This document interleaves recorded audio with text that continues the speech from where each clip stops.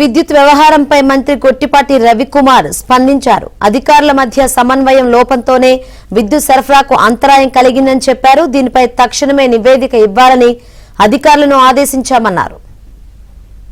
వాస్తవమే ఒక 15 నిమిషాల నుంచి 20 నిమిషాలు కరెంటు నిలిపిన మాట వాస్తవమే. అక్కడ సమన్వయ లోపంతో జరిగిన మాటమే. దాని మీద తక్షణమే ఏం జరిగింది అనేది రిపోర్ట్ తీసుకొని రమ్మని చెప్పి ఆదేశాలు ఇవ్వడం జరిగింది. దాని మీద ఎవరైతే తప్పు చేశారో వాళ్ళకి తప్పకుండా ప్రభుత్వం చర్యలు తీసుకునేది. అదే కాకుండా 2 డిపార్ట్మెంట్ల మధ్య సమన్వయం లోపం ఉంటే వాళ్ళు పొద్దున కూర్చొని మాట్లాడాము, ఈఓని పిలిపించాము. అదేవిధంగా మా సీఎండీని, ఎస్సీని, తగిన అధికారులను కూడా పిలిపించడం జరిగింది.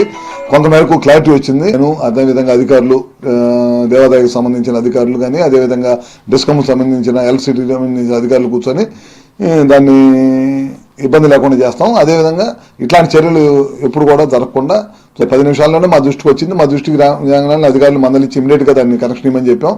ఏదైనా చిన్న సమన్వయ లోపం ఉన్నా సరే దాన్ని ఇమీడియట్గా తక్షణమే దాన్ని సరిచేసి ఇమీడియట్గా ప్రాబ్లమ్స్ ఏమైనా ఉంటే సాల్వ్ చేస్తాం తప్పకుండా.